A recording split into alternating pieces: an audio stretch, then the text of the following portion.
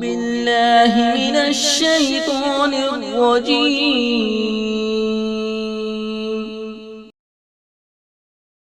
بسم الله الرحمن الرحيم.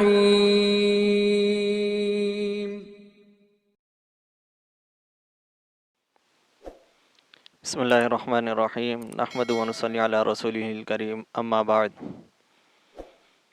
جیسے کہ پچھلی ویڈیوز میں آپ کے سامنے توحید کے بارے میں مختصراً بات ہوئی، انشاءاللہ گاہے بگاہے وقتاً فوقتاً آپ کے سامنے مزید بھی باتیں ہوتی رہیں گی.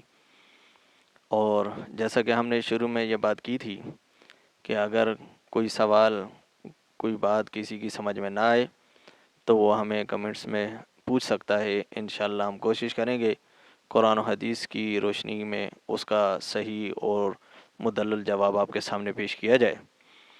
تو آپ کے سامنے بات کو آگے چلاتے ہوئے ایمان مفصل اور ایمان مجمل پیش کیے جاتے ہیں.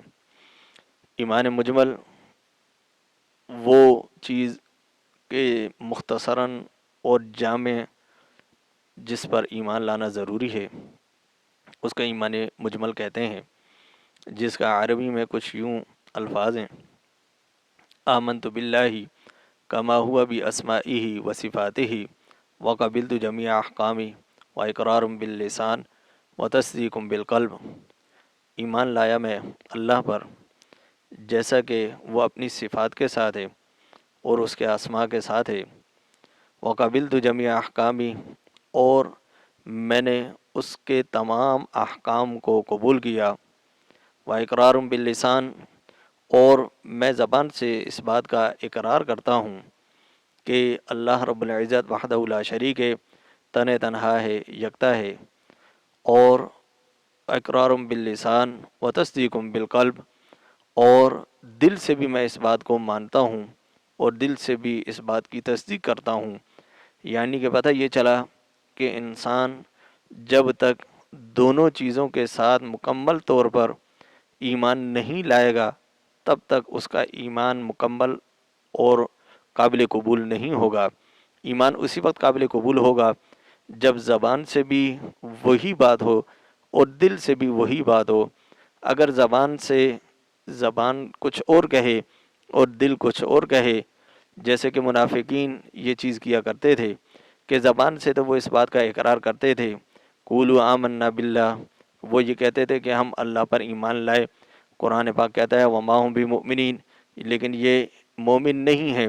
یخادعون اللہ والذین آمنوا وما یخدعون الا انفسهم وما یشعرون، کہ یہ خود بھی دھوکے میں ہیں اور اللہ کو بھی دھوکہ دے رہے ہیں، حالانکہ اللہ کو تو کوئی دھوکہ نہیں دے سکتا، اور یہ خود اس بات کو سمجھتے ہی نہیں. یہ سمجھتے ہیں کہ جیسے ہم عام انسان کو دھوکہ دے رہے ہیں، انسانیت ہم سے دھوکے میں ہے، اسی طرح ہم اللہ کو بھی دھوکہ دے دیں گے. حالانکہ ایسا نہیں ہے.